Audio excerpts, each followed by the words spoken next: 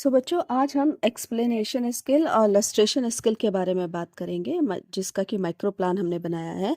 इसकी ड्यूरेशन फिर वही 3 मिनट की है। और पहले तो ये समझ लीजिए कि एक्सप्लेनेशन स्किल और इलस्ट्रेशन स्किल्स हैं क्या।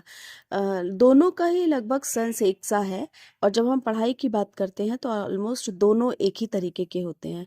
बट इन दोनों का डिफरेंस क्या है, इसको आप इस तरीके से समझिए कि जब हम आपसे कहें कि किसी पॉइंट को आप एक्सप्लेन करिए, तो आप उस पॉइंट को समझाने का पूरा प्रयास करेंगे केवल उसके कंसेप्ट पे, या उसकी थॉरो स्टडी, उसके डीप नॉलेज देने की कोशिश करेंगे, लेकिन उसके बारे में बताने की कोशिश करेंगे। लेकिन जब हम इलस्ट्रेशन इसकी बात करेंगे कि इस पॉइंट को आप इलस्ट्रेशन के थ्रू समझाइए, तो आप उस पॉइंट को एग्जाम्पल्स की सहायता से समझाने का प्रयास करेंगे।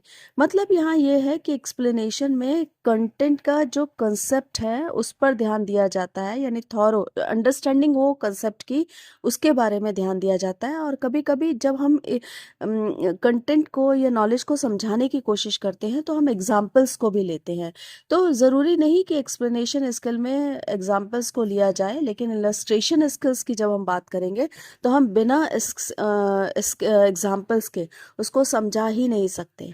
तो थोड़ा सा डिफरेंस है स्लाइडली कि इलस्ट्रेशन स्किल्स में हम एग्जाम्पल्स की सहायता से समझाने का प्रयास करते हैं, और एक्सप्लेनेशन स्किल्स में हम किसी भी चीज़ को एक्सप्लेन करते हैं। हम उसका वर्णन करते हैं, और उस वर्णन के दौरान अगर हमें ज़रूरत लगती है तो हम एग्जाम्पल्स का प्रयोग करते हैं। अब इसमें जो कंपोनेंट्स हैं वो ऑलमोस्ट सेम हैं। जैसे 5 कंपोनेंट्स मैंने बनाए हैं, जिसके आधार पे जो पीछे इन्विजिलेटर होता है वो आपकी कॉपी को चेक कर, वो आपका जो टीचिंग टीचिंग चल रही होती है उसको चेक करता है। जैसे formulation of simple relevant examples, आपने उससे रिलेटेड क्या सिंपल मतलब ऐसे एग्जांपल्स, छोटे छोटे सरल एग्जांपल्स हैं, बट वो एग्जांपल्स ऐसे हैं जो कि रेलिवेंट हैं, जो कि उपयुक्त हैं कंटेंट को समझाने के लिए। क्या आपने किसी मीडिया का यूज़ किया है? क्योंकि मीडिया, एडगर डाले का कोन ऑफ एक्सपीरियंस अगर आपने पढ़ा हो तो आपको ये पता होगा कि जब भी हम ऑडियो विजुअल एड्स का यूज़ करते हैं तो बच्चे की लर्निंग में स्टेबिलिटी आती है। खुद हमारे जो एक्सप्लेनेशन स्किल या इलस्ट्रेशन स्किल्स होती है वो स्ट्रांग हो जाती है जब हम यूज़ करते हैं मीडिया का। तो क्या आपने कौन सा मीडिया यूज़ किया है उसके बारे में फिर यूज़।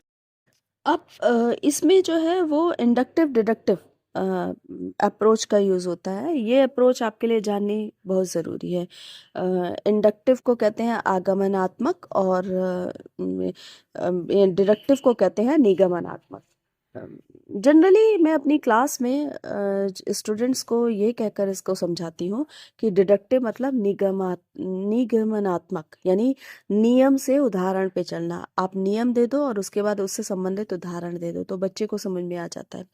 आगमनात्मक जो है, इंडक्टिव जो है, वो उसका उल्टा है, यानी पहले आप उदाहरण दे दो और फिर उसके आधार पे नियम या स्टेटमेंट की पुष्टि करो, तभी बच्चों को बहुत अच्छा से समझ में आता है। तो कहाँ पे इंडक्टिव जरूरी है, कहाँ पे डिडक्टिव जरूरी है, इस अप्रोच को आपको देखना पड़ेगा, इस अप्रोच को समझना पड़ेगा, और अपनी बुद्धि से उसको यूज करना पड़ेगा कि कहाँ हम उदाहरण देके बच्चों को समझा सकते हैं, एक्सप्लेन कर सकते हैं, और कहाँ हम स्टेटमेंट देने के बाद डिफरेंट उदाहरण दें तब बच्चों को समझ में आ सकता है। Using proper means of illustration और स्टोरी टेलिंग। जनरली जो लैंग्वेज के लेसन प्लान होते हैं या लैंग्वेज की क्लासेस होती हैं, उसमें जब भी हम एक्सप्लेन करते हैं किसी भी चीज़ को तो हमें स्टोरी टेलिंग करनी पड़ती है, या हमें कोई लेसन सिखाना होता है तब भी हम स्टोरी टेलिंग करते हैं। तो ये भी एक एक्सप्लेन करने का तरीका है, ये भी एक इलस्ट्रेट करने का तरीका है। तो आपको कहाँ इस तरीके से यूज़ करना है इसके बारे में आपको नॉलेज होनी चाहिए, या कहाँ पे आपको कौन सा इलस्ट्रेशन देना है, कौन सा दृष्टांत देना है।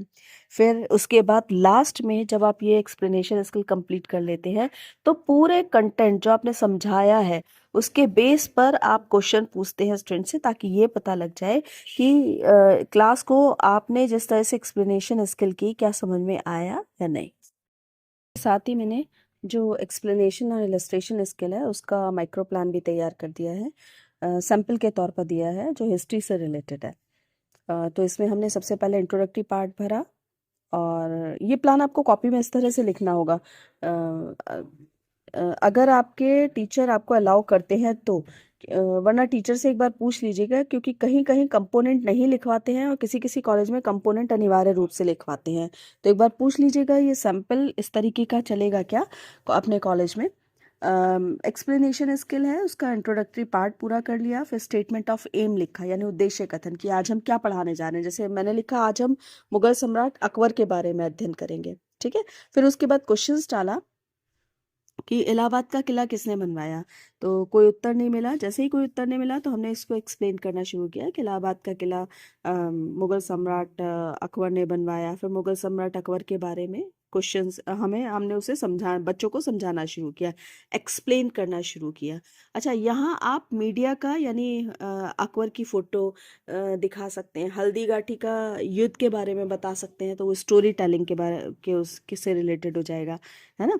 तो डिफरेंट चीज़ें यूज़ करके आप इसको एक्सप्लेन कर सकते हैं। फिर उसके बाद मैंने लास्ट में कि बच्चे समझे हैं या नहीं समझे हैं, क्लास पूरी समझी है कि नहीं, तो हमने उससे रिलेटेड क्वेश्चंस पूछ लिया, जिसमें कि कंपोनेंट 5 है कि बच्चों को समझ में आया है या नहीं समझ में आया है। तो उसी से रिलेटेड जो हमने एक्सप्लेन किया था उसी से रिलेटेड क्वेश्चंस पूछ लिए कि अकबर के पिता का क्या नाम था और अकबर की मृत्यु कब हुई। तो इस तरह से आपका जो माइक्रो प्लान है एक्सप्लेनेशन स्किल और स्टेशन स्किल का बनेगा। सो ये एक्सप्लेनेशन स्किल और इलस्ट्रेशन स्किल है। यदि ये स्किल पसंद आई हो तो चैनल को लाइक कीजिए, सब्सक्राइब कीजिए और प्लीज़ कमेंट डालिए। और कोई भी क्वेरीज है तो कमेंट्स में लिखिए या मुझे पर्सनल में अपना नंबर भी दिया हुआ है उस पर डालकर पूछ सकते हैं।